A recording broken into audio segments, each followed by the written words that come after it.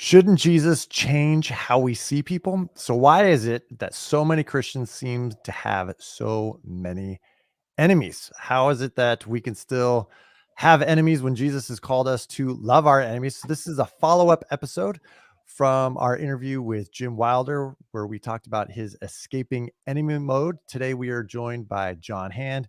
He is a movement leader who also ministers from the Anabaptist tradition, which he's going to explain in a second. I'm Jeff Holsclaw, and Sid Holsclaw will be on in just a second.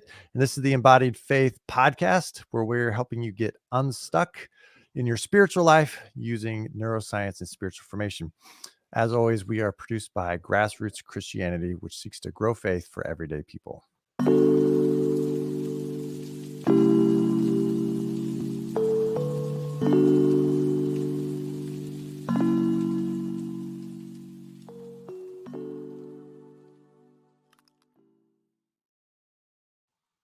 Jon Hand is on the leadership team of a church movement called Jesus Collective, which is seeking to be a Jesus-centered and Jesus-looking kingdom movement of churches. He's also one of the creators of transformational coaching, which helps you to lead from your own transformation. And let's see if I got this thing. Oh, I've got the right key set up just right. Jon, welcome. Good to be here. Hi, everybody. We're so glad to have you. Yeah. And Jon, we're especially glad to have you because you have several years that were steeped in the Anabaptist or peace tradition. And not all of our listeners might know what that means or what that's about. So can you just say a little bit about sort of what the Anabaptist tradition is around enemies and how enemies should be treated?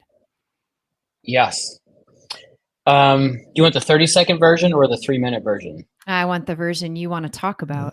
The 3-minute version will work. Okay.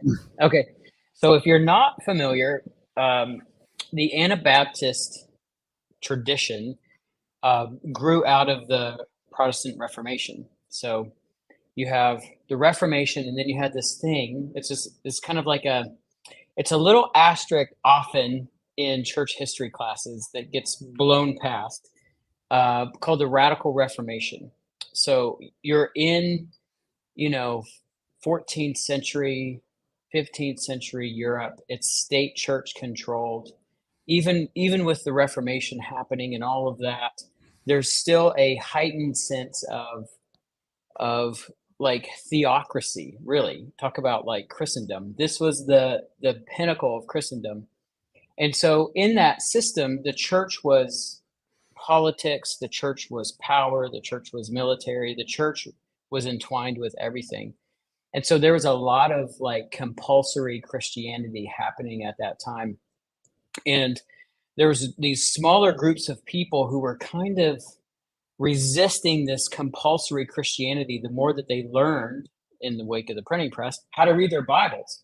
And they started reading the Gospels, and they started reading Jesus, and they started reading things like the Sermon on the Mount, and they began to realize just the nature of the kingdom of God embodied in Jesus, and the nature of Jesus as he's engaging with the Pharisees, and he's engaging with power of his day, the religious power.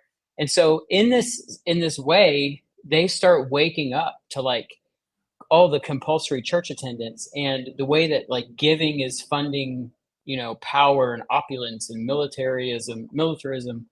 And so they start resisting this, motivated by Jesus. And in that day, one of the ways that they resisted is they refused to baptize their children, like infant baptism, because that was a way of identifying with the state. Essentially, that was like getting your social security number or whatever. And they were like, we are not going to syncretize our faith with this power, governmental power. And they began to resist it. And then those who were adults began to be rebaptized as adults, because that's what they saw modeled in the scripture by Jesus himself, who was baptized. And so this got them into hot water for resisting to participate in this theocracy, and they started to be persecuted as people. So literally, like, they were chased down, they were thrown in jail. They were burned at the stake, and all because they were taking the words and ways of Jesus very seriously and very literally in their formation, their faith and community formation. So the effect that this had on them, and you see this in groups who developed and coalesced around like Menno Simons, who was formerly a Catholic priest. You see them banding together in home churches because the only other church was these big monolithic cathedral churches sponsored by the state. And so now they're in home churches and they're developing this thick communal bond because they are a persecuted minority in that culture, a religiously persecuted minority. And and then many of the people that they knew and loved who were part of their communities were being killed in brutal ways. And so one of the ways that they, inspired by Jesus, reacted to this persecution, this, like, talk about enemy love, they were literally reading the words of Jesus, calling them to love their enemies. And they committed themselves to not retaliate violently with the same violence that was being put on them. And so they said, we have to take this evil out of circulation. Somebody has to be the circuit breaker. And they said, we will be the circuit breaker, even if that means we die. And they did. Many of them did die.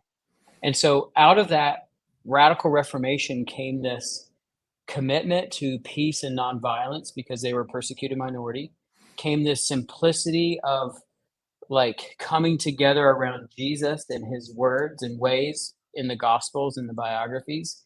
And this made them simply committed to this communal way of living, coming together around Jesus. And they had a very simple faith. So simplicity, peacemaking, community, coming together around the simple words of Jesus and the gospels.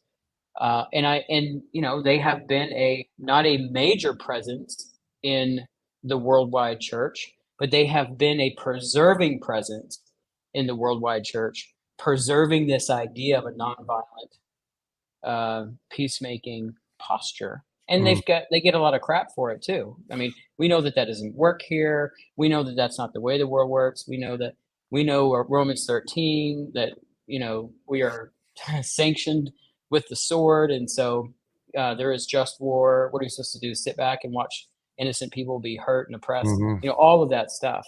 But I think they're preserving something in the world, and that movement inspired the imagination of Gandhi, the imagination of Martin Luther King Jr. Like, they were drawing resources from the Anabaptist tradition. Right.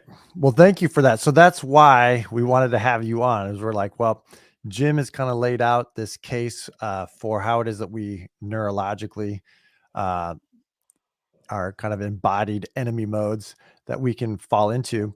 But we wanted to follow that up and have someone on like you. You know, you're a friend of ours for a long time. You and Sid worked together on other projects, but we wanted to have you on just to kind of bring this Peace Church perspective to some of the neuroscience. How does this meet kind of like life on the ground? So I'm just going to go through a little bit of a summary of enemy mode as Jim Wilder had presented it in his book. So good. There's three different enemy modes, which is just helpful to differentiate between ways we're responding to people. The first one is what they call simple enemy mode. And this is kind of when your basic relational circuits are off in your brain, where you're just kind of oblivious to people, where you're treating them as it's or things, you know, people to work around or to avoid. Don't get in my space. Don't mess up what I'm doing. And then the solution for that kind of enemy mode, low grade, simple enemy mode, is to kind of wake up the brain, wake up the mind, warm up the relational circuits, as it's sometimes called.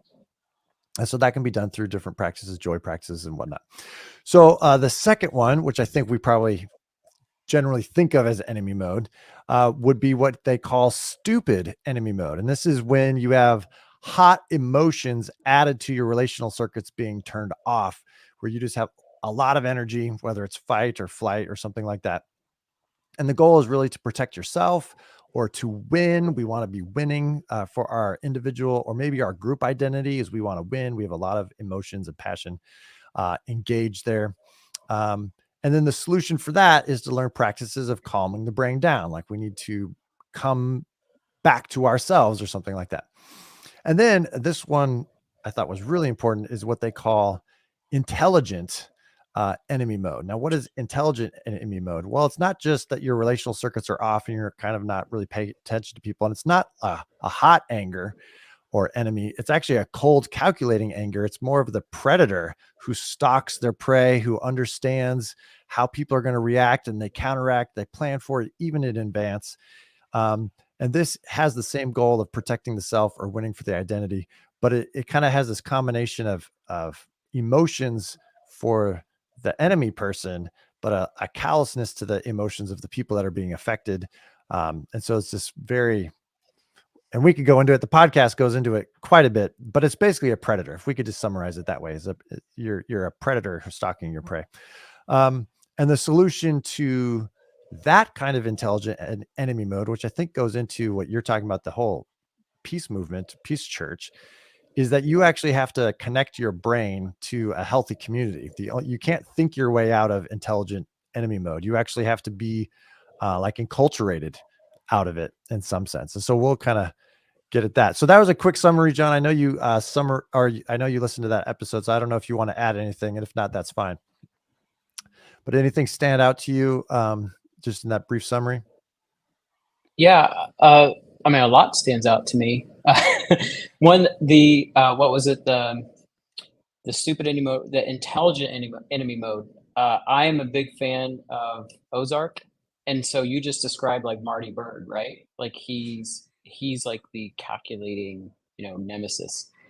But the thing that stands out to me about these three kinds of enemy mode as it relates to actually loving our enemies is the way that for each of those being, and this was in the podcast, being attuned, like having a secure attachment and identity in Jesus.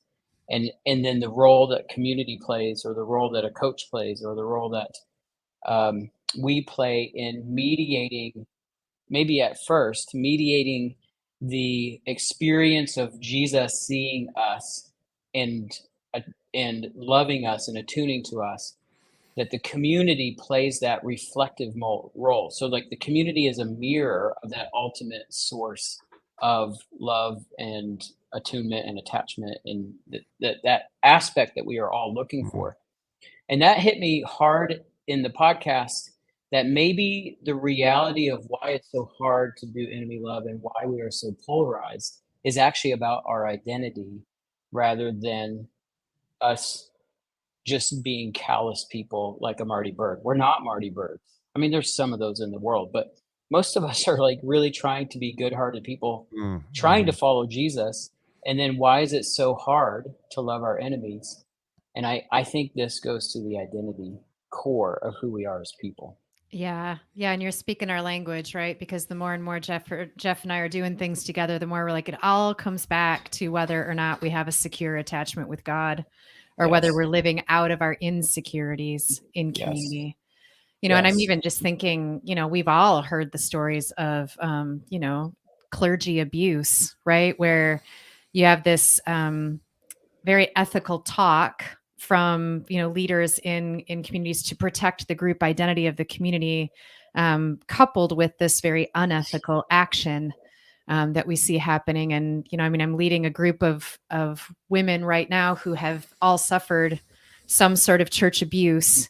And the thing that, comes up over and over again is that I have this experience, and it's not, people are not able to even admit that it happens because of the group identity, which ultimately is our group identity is more important than our identity and connection with God. Like if our attachment with God was stronger, we would be able to be more honest about our group identity and say, be more willing to admit the mistakes and the faults. And But how can we be honest about our group identity where we can't be honest about our own identity. Yes. So he talked about like that inch behind your face, right? Like there's a persona out here, and I saw this. I've worked in ministry settings where this was a characteristic that led to the unknowing, like say, absence of having enough personal honesty and true, say, attachment that that the persona of the leaders, which was an inch behind, their face, that it was so close, like they were, it seemed like they were ethically integral, but it turns out that there was a persona that they were exhibiting. And if the leaders are living out of a persona, a mask of sorts, that is an inch deep, then the organization is going to, especially if they're successful, the organization is going to protect that. It's going to take it on. So the organization itself is a persona. And so in that persona mode, they're not seeing people. It doesn't matter what their theology is. They're not seeing people Yeah. as they truly are. Like they are that kind of half asleep version of in that kind of low grade enemy mode, right? In terms of, what did he say? Not stupid enemy mode. Intelligent. Well, they missed the Well, alliterative strategic. They could have had I think all it's S's, but true. I think they're stuck in between. They go between simple enemy mode and intelligent enemy mode. And then if you threaten something in the system, like like my Anabaptist ancestors threatened the powers, then it turns into like stupid enemy mode. And like right. you see the interplay of those kind of three bouncing around within the culture of that persona that almost takes on like a hive mind. So of course people are going to be, say, trampled, or their who they are at their core, their precious essence isn't going to be seen, because everybody exists to keep the persona going. And the hard part is, it's beautiful, and God uses that even, and it changes lives. And so there's Mm. always this logic to it that's like, see, lives are changing. We're Yeah. doing There's something fruit from right. this. Yeah. That's right. It's bearing fruit. So what I'm hearing, just to reiterate, is that, individuals, particularly leaders, can have personas, and we're protecting those personas. And then churches too, especially the bigger, more successful ones, have similar personas. And so we want, and those become our primary identities, or maybe our primary attachments, such that anything that threatens to expose those things, we need to protect against. And and every once in a while you get the real hot enemy mode, just protect it. Otherwise we're just calculating and creating this facade. Um, and that becomes and then, like what you just said, who am I to hinder the work of the Lord by exposing this sin, or Yeah, who am I to that's confess right. the sin if it might mean that and so then we protect ministries, and this happens so much. And this is just kind of an example of the enemy mode, right? Where we're protecting Yeah, our group and cultural identity. So we're just kind of that's digging right. into all the ways which this happens in the local churches. Um, you have been, I know Jesus Collective is really interested in talking about this idea of being a centered set. Uh, so does that language help or not? If it doesn't, that's fine. Does that language help us understand how we get into, or maybe how to get out of enemy mode? I'm just throwing Yeah, that onto John. For all you listeners, he was not prepared for that question. So I'm just throwing it at him. it's an interesting question. So I don't know how familiar people are with centered set, bounded set, fuzzy set. But this is drawing from the work of Paul Hebert, and subsequently Professor Mark Baker. And Mark Baker wrote a book called Centered Set Church that's basing kind of some research off of churches and leaders that are trying to take Paul Hebert's work around centered set, bounded set, fuzzy set, and use that as a way to hold convictions in a way that allows for differences within a organizational, or say a theological community, even, you could say. And I think, like, just a quick to recap it. So there's a bounded set, which is like if you were to take a line and draw the line in a circle, that's a boundary. There's people in the circle, there's people outside of the circle. That's clearly a boundary that something differentiates who's in that and outside of that. And usually that's a belief system. It could be politics. It could be like we're Republicans in here, we're Democrats in here. Outside is those people over there. And so there's some othering that happens in that scenario. It could be theological convictions. It could be it could even be cultural things that there's a cultural sameness. And so implicitly, we are kind of rejecting anybody who's not as culturally alike as we are. And therefore, they're on the outside of that boundary. You ever been in a church where you can't break in? That's a bounded set. Culturally, that's a bounded set church. And then you have the fuzzy set, which is on the other side. And this is oftentimes, maybe if we're going to stereotype, this might be conservative churches, like very conservative fundamentalist churches are bounded set. And then maybe you have on the opposite side of that, more progressive churches that are fuzzy set, which is there's not a clearly identifiable, like, what is it that makes us that's stated, because we just accept everybody and everybody belongs. And it sounds awesome, except that there's often not a backbone to it. And so people inside it are often like, am I in this or am I not in this? Am I really included? Am I not included? And then there's these unspoken rules there where they don't name it, but there's actually a center there. It's just not named. And because it's not named, those who abide by it or live it, they're in. And those who are close to it but can't seem to figure it out, they feel on the outs all the time. And then in the centered set idea, you have this, say, characteristic of those who are bound together by a common cause.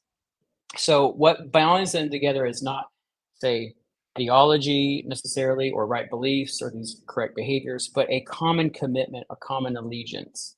And it's based on movement. Am I moving towards a common commitment, a common allegiance?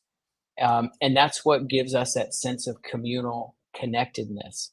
And maybe that's like a soccer game. If we're all like playing soccer, we're all on the field, we all want to be there. That's binding us together. That's kind of like what's constituting us in that moment as a group identity.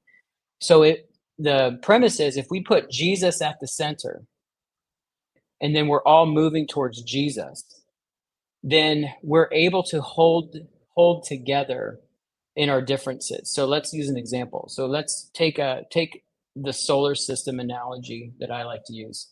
And I got this from my friend Adam in Jesus Collective. So if you have the solar system, you put the sun in the middle. Let's say that's Jesus. And now you have all the planets orbiting around the sun. And they tell me in physics, I am no astrophysicist. I'm sorry, I'm sure that disappoints you. But if you make the sun bigger, the gravity in the planets actually draws them closer to the sun. So make the sun bigger, the planets come closer to the sun. And in this analogy, if Jesus is that and we're making him bigger, we're not diminishing our beliefs. We're not saying we don't believe anything. Remember the ecumenical movement? Let's not focus on our differences. This is actually the opposite. Let's not shy away from our differences, but let's make Jesus bigger. And so let's say LGBTQ. This is hot, right? In my world, this is very hot. And so you're, using the solar system, you're Venus on that side of the sun, and I'm Pluto. I don't even know where those planets are on this side of the sun, but let's say they're on opposite sides of the sun. If we're making Jesus bigger, Venus and Pluto are actually moving towards each other by proximity because they're being drawn to the gravity of the sun. And if that's the case, then let's say LGBTQ, you on the other side you're coveting LGBTQ plus persons. You're sanctifying their union in covenant. And I think I think that's wrong. Then I'm over here and I'm reacting to that. I'm feeling that in my body. I feel like that's wrong on all the levels. But if we are making Jesus bigger and I'm committed to that and that person over there is committed to that, we're actually by proximity coming closer towards each other. And in that process, I'm able to, by making Jesus my greater attachment rather than my belief about LGBTQ plus persons in marriage. If Jesus is my greater attachment, then I'm actually able to have margin to absorb and hear and engage with somebody who's on the other side of an issue, because Jesus is the greatest attachment. All of my belonging needs, all of my worth needs, all of my value needs, they're getting met in Jesus.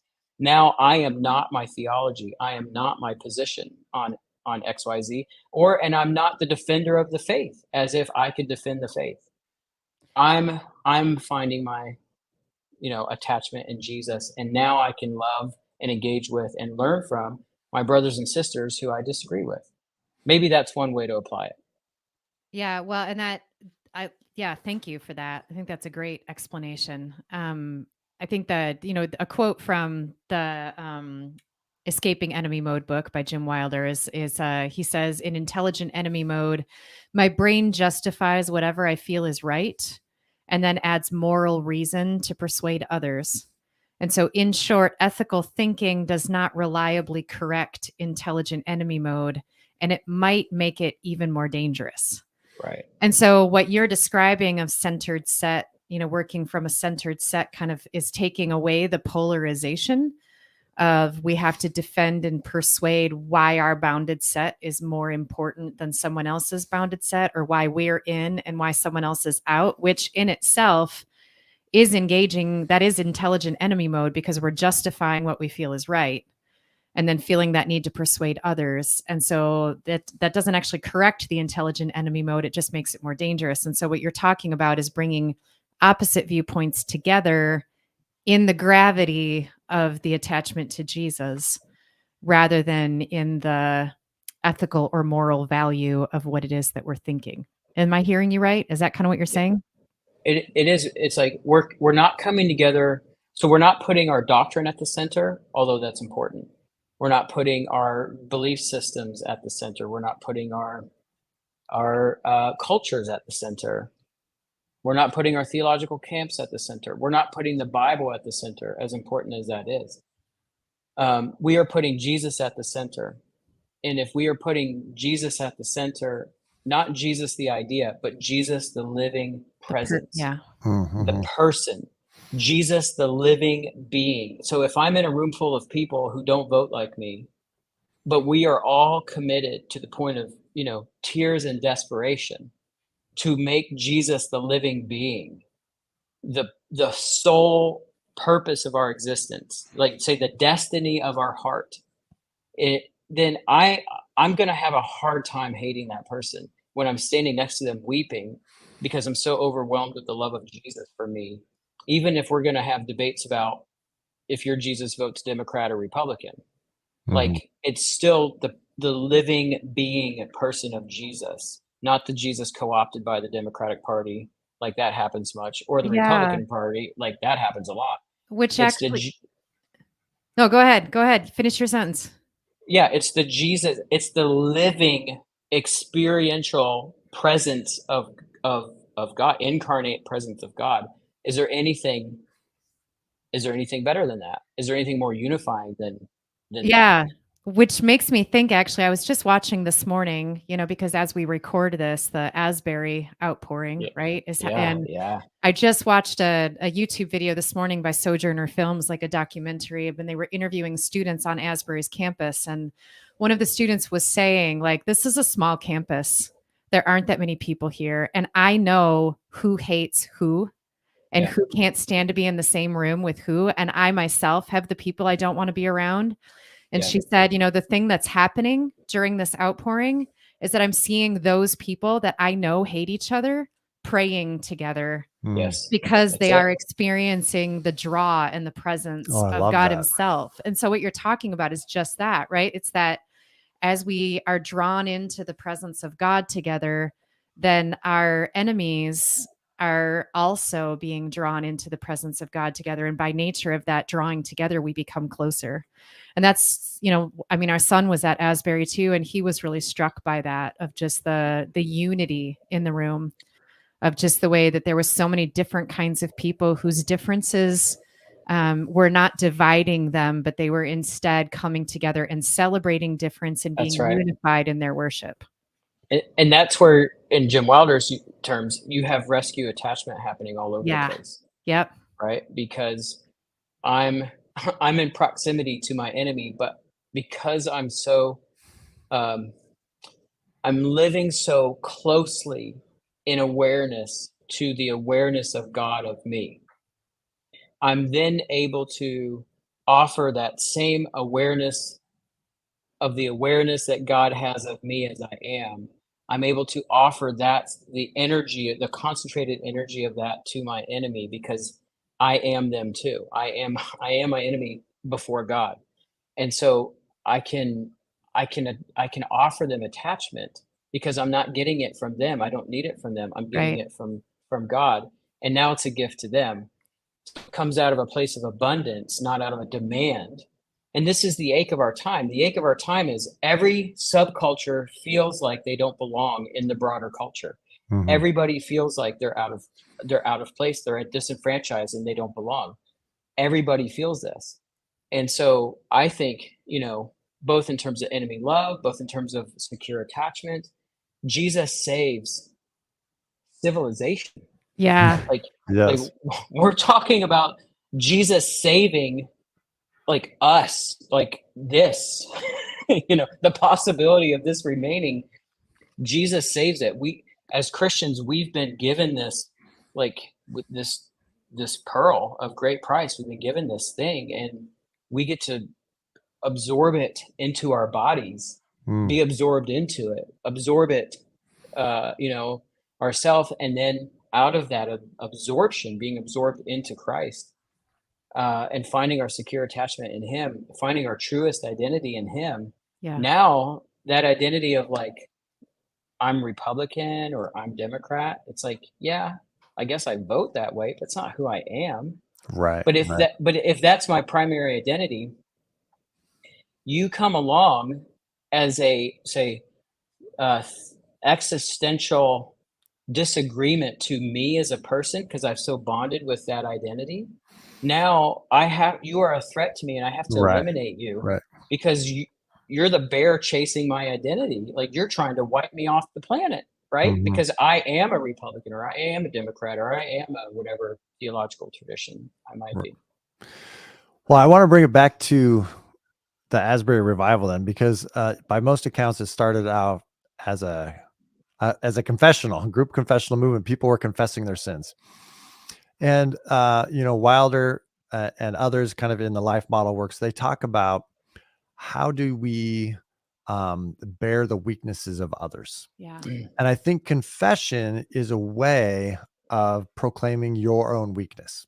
Yes. And when you do it in front of somebody, that's very vulnerable. And so I see the practice of confession, I think linked to this revival, because what do predators do? They find where you're weak and they exploit it to their benefit. Yeah. So that's what predators do. And yet Jesus is trying to create a community where we could bear each other's weaknesses together. In Right. fact, that He has become weak for us so that we might be strong in Him. And so, because I think sometimes people, they hear all these things and they say, well, oh, we're just supposed to get rid of group identity. Like, that's the problem. Like, if I have an identity, then I want to protect it. And how about we just get rid of group identity? But Jim Wilder, he says this in the book. He says, to escape enemy mode with our enemies, we must belong to a group, to a group identity that attaches with compassion to our enemies. And so we have to have a group identity that within that identity is an understanding of compassionate concern for even our enemies. Yes. And that only comes from the practice and training and vulnerability that I think comes through practices like confession, of serving the poor, Yes. of witnessing, of being foolish. And so we as a church, and this is where I think the Anabaptist movement that you're kind of speaking from, does at least emphasize these things, maybe not always, but they emphasize the need for, enemy love, but also through praying for enemies, through confessing sins one to another, not just to God, and this is where I think evangelicals get into trouble. Well, I confess my sins to God. Well, that's not bad, but have you been vulnerable to another human being? Because not only is that good for you, it's good for them. It gives Yeah. you, it kind of trains you in the capacities and the resilience to eventually love your enemy. And I think a lot of evangelical practice does not train us up to know how to love our enemies, because we don't even know how to bear our own weaknesses. We're Yeah. just busy hiding our weaknesses and then saying, Jesus, forgive me, but I'm not going to tell anyone that I'm weak because Well, that's and too then vulnerable. that reminds me of when at the beginning of that conversation with Jim, he was talking about like when his wife comes down to the basement, he immediately feels threatened, because she's going to interrupt his beautiful sentence. And I asked him how he gets himself out of enemy mode, and he said, I need to be aware that I'm sharing the face of Jesus. And I loved when he did that, because like, I need to be wearing Jesus's face. How does Jesus feel about my wife? How does Jesus feel about me? And looking upon my wife with the face of Jesus.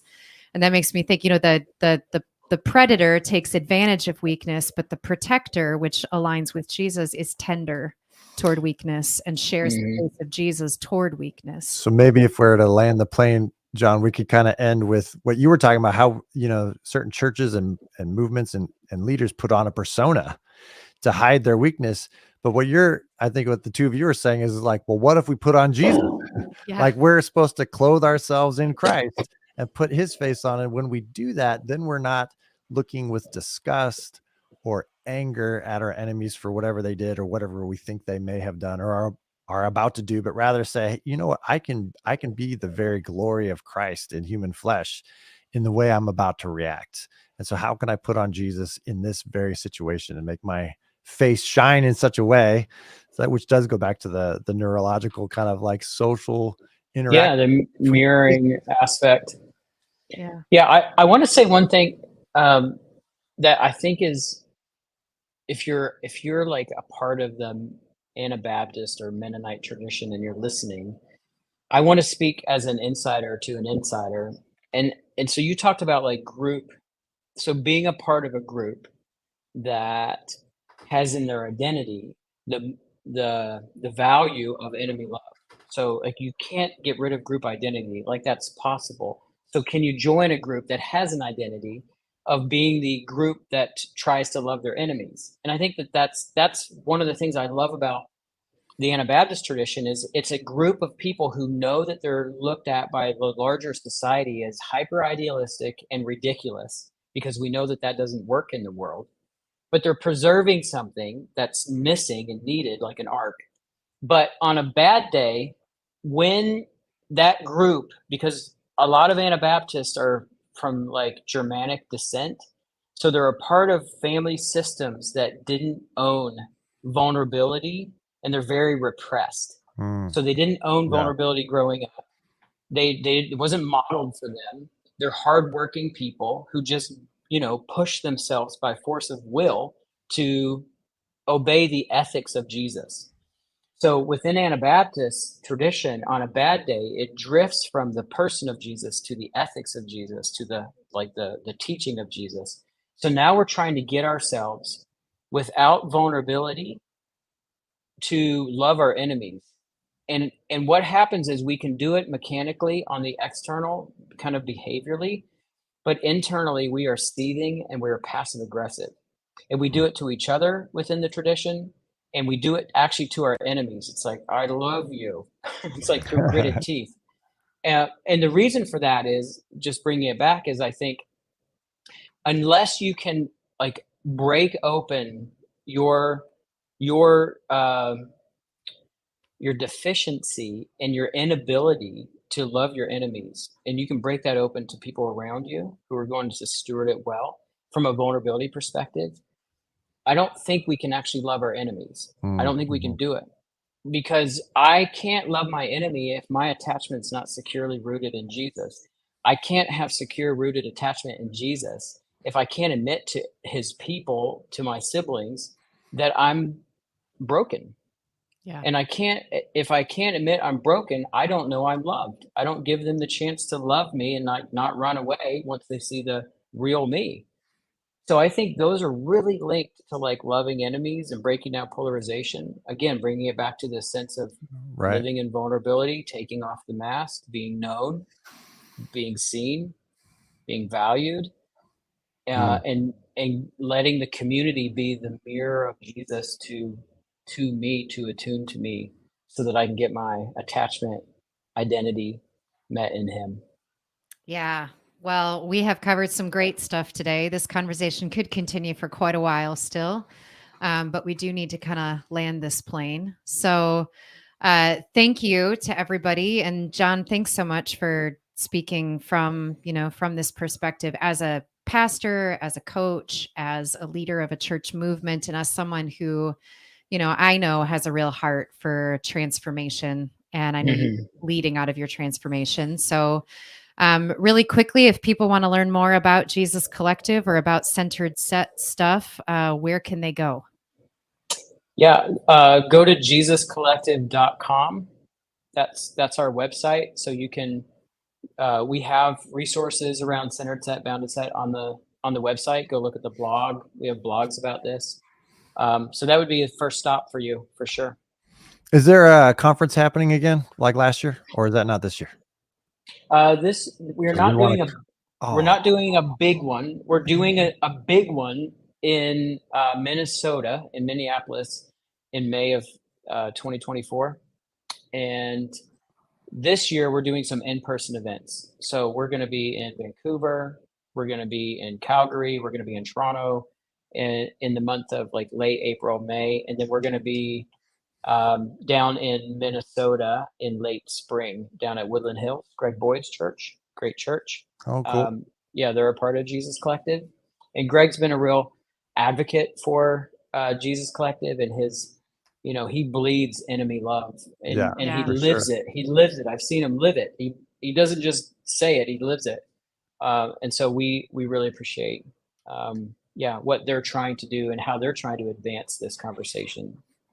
Yeah, for sure. Well, we, for all of you who are like, attachment, what is all that? We, Sid and I just finished doing an attachment weekend at a pastor's conference, and we do have a course that's coming up in April. So if you're interested in attachment theory, how that might change or transform our understanding of our own identities and some of the pitfalls of distorted attachments, join the wait list. That'll be in the show notes. That'll be the attachment class waiting list. So please check that out. Jon, we should do this again sometime, and let's stay connected. Count me in. Thanks.